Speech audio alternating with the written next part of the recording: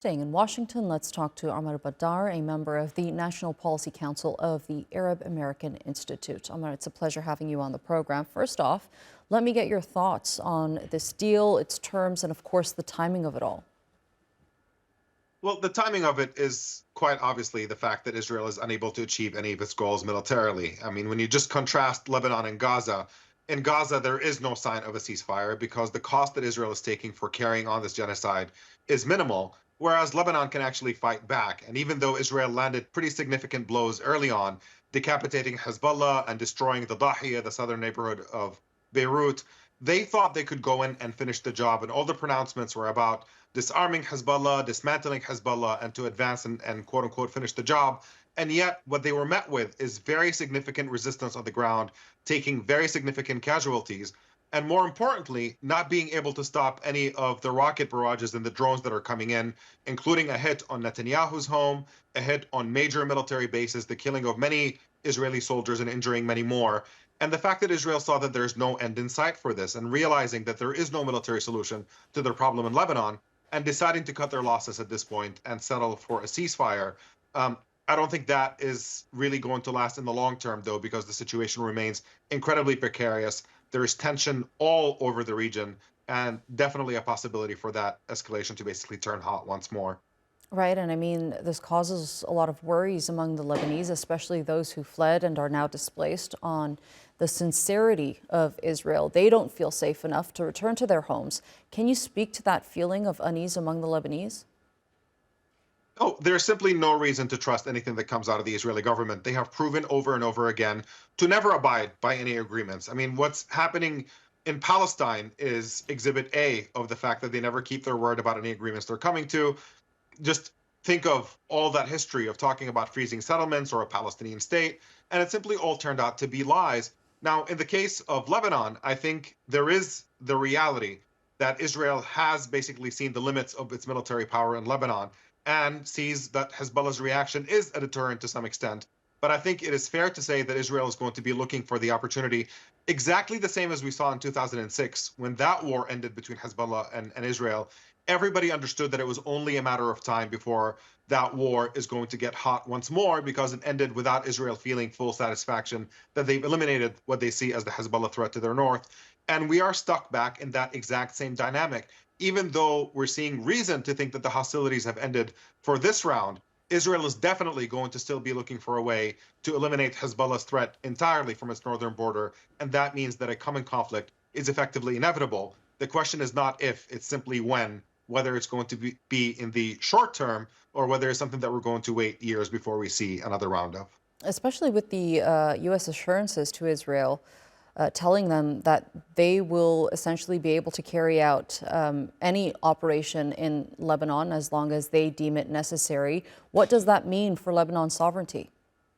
Yeah, this is the U.S. attempting to take credit for a ceasefire that the U.S. had simply nothing to do with, frankly. This is purely an Israeli decision that they see no point in continuing on to fight, that this is incredibly costly for them, that they should put a stop to it. But ultimately, the U.S.-Israeli position, a joint position in this case, is that Israel can do whatever it wants, whenever it wants. So if Israel ever decides that it's time to violate Lebanese sovereignty again, I don't think the U.S. is going to restrain them. The U.S. has watched as Israel violated all of its obligations under international law in continuing occupation, in the crimes of occupation, in the genocide unfolding in Gaza. So U.S. policy is that Israel can do whatever it wants and the rules don't apply to Israel. That is standard U.S. policy for a very, very long time. And really, I think the region is aware of the fact that whatever comes from Washington is purely rhetoric. And that means that the region has to protect itself by itself effectively because there are no guarantees from the international community that the U.S. will not step in and basically undermine. And that is the situation that exists. And that's the reason why there's not going to be long-term peace in the region until Israel is forced to behave within the bounds of international law and be treated as an equal country to the rest of the region instead of a country that is above and trying to dominate the region. Right, let's shed some light on Hezbollah for a second here, because I mean, they started attacking Israel in solidarity with, Palestinians in Gaza, and they said that as long as Israel's war on Gaza were to continue, they would continue to attack Israel. Their leadership has been killed. Many of their military positions have been hit over the course of more than a year now. But as you mentioned, they're still capable of attacking Israel. Have they weakened over the course of 13 months? Yeah, I think it's undeniable the fact that Hezbollah took a very significant hit and is effectively weaker today than it was a year ago at the beginning of all this. In a way, we've seen the diminishment of both Israel and Hezbollah in the course of this war. There are no military winners in this conflict. Hezbollah has been forced to basically backtrack from that stand of saying that they're not going to stop hostilities until the genocide in Gaza is ended. They've backed away from that, but also on the Israeli side, they've also been forced to back away from the idea that there's not going to be a return to the October 6th status quo. That is exactly what Israel has also been forced to accept. So we've seen a situation in which neither side is able to basically hold on to their political commitments and what they hope to achieve out of all of this.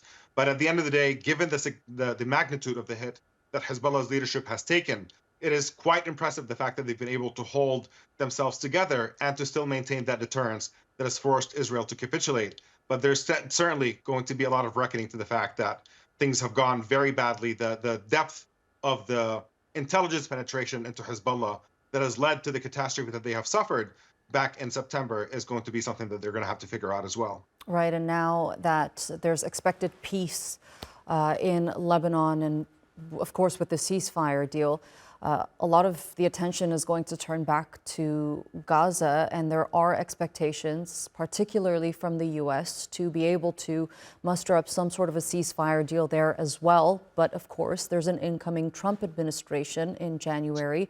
How do you think that process is going to unfold?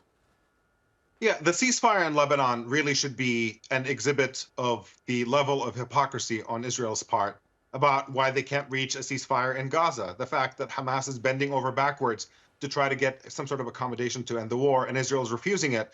Again, the only reason is that Israel has far greater designs for Gaza. They're not simply interested in ending the war and in safety or peace or security.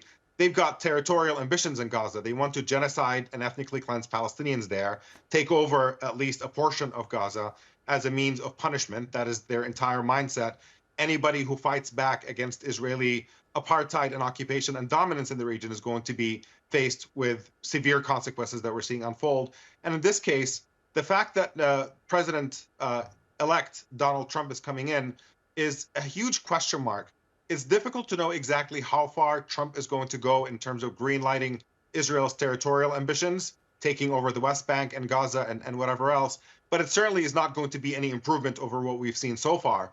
And what we've seen under the Biden administration is some grumbling about Israel's behavior, some criticism about what Israel's doing. But on the ground, it's been unlimited military funding and unlimited diplomatic protection for Israel. So at bare minimum, Trump is going to continue that and very possibly allow it to escalate.